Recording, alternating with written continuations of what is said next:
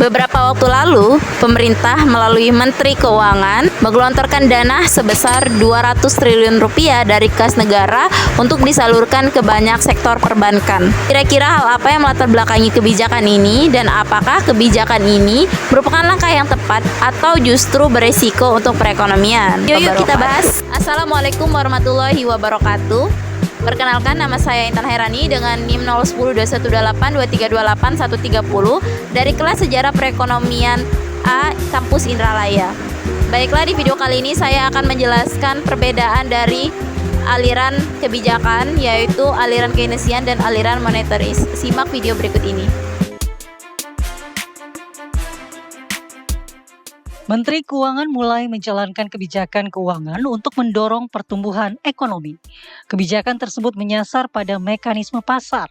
Hal tersebut disampaikan Menteri Keuangan saat rapat kerja dengan Komisi 11 DPR RI. Purbaya akan mengalihkan sebagian kas pemerintah yang berada di Bank Indonesia untuk disalurkan ke perbankan nasional. Dana kas pemerintah yang dibutuhkan Menteri Keuangan itu mencapai 200 triliun rupiah. Saya sudah lapor ke Presiden, Pak, saya akan taruh uang ke sistem perekonomian. Berapa? Saya sekarang punya 425 triliun di BI cash, besok saya taruh 200 triliun. Oke, sebelum kita membahas mengenai kebijakan pemerintah, kita harus tahu dulu nih, dari sejarah perekonomian ada dua aliran sisi kebijakan.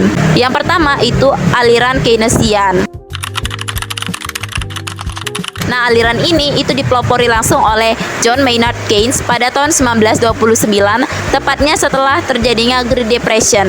Nah, Great Depression ini waktu itu terjadi karena kejatuhan harga saham Wall Street pada Oktober 1929 atau yang dikenal dengan Black Tuesday, mengakibatkan daya beli masyarakat menjadi anjlok sehingga terjadinya krisis.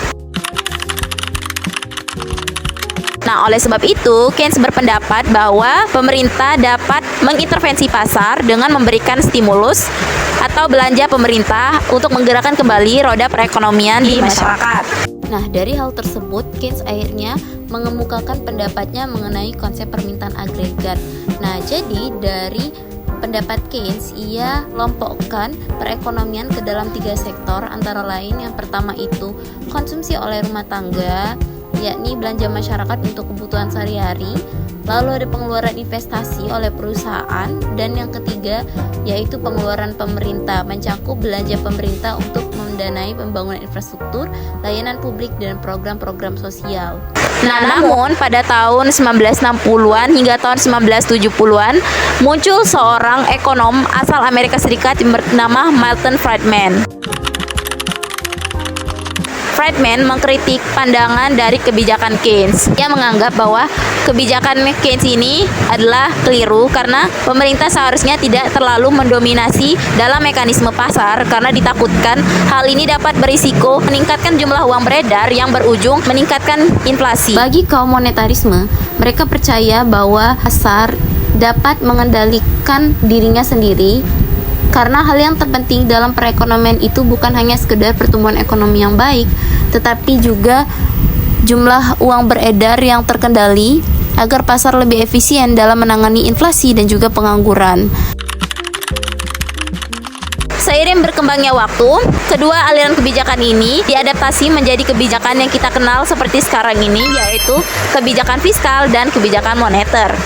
Kebijakan fiskal dipelopori langsung oleh pemerintah melalui Menteri Keuangan melalui APBN dan juga pajak, sementara kebijakan moneter dipelopori langsung oleh lembaga independen Indonesia yaitu Bank Indonesia melalui pengendalian suku bunga dan juga jumlah uang beredar untuk mengendalikan inflasi. Nah, dari latar belakang dan ciri-ciri kedua kebijakan tersebut dapat kita simpulkan bahwa kebijakan pemerintah untuk menggelontorkan dana 200 triliun ke banyak sektor perbankan untuk disalurkan dalam bentuk kredit ke masyarakat adalah bentuk penerapan dari kebijakan Keynesian atau yang sekarang kita kenal dengan kebijakan fiskal. Dikarenakan pada saat ini terjadinya krisis pangan dan energi akibat perang, yang dimana pemerintah mulai mengambil alih melalui penyuntikan dana 200 triliun, tujuannya agar perbankan menyalurkan kredit ke masyarakat agar dapat mengekspansi usahanya sehingga menumbuhkan konsumsi dan investasi dalam negeri.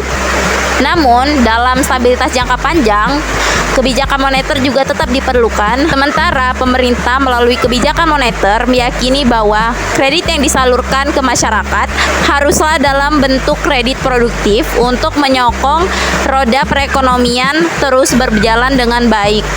Karena jika kredit kebanyakan disalurkan dalam bentuk konsumtif, maka yang ada hanyalah peningkatan dari jumlah uang beredar dan meningkatkan konsumsi. Nah, diharapkan kebijakan pemerintah ini adalah langkah yang tepat untuk menjaga perekonomian kita tetap stabil.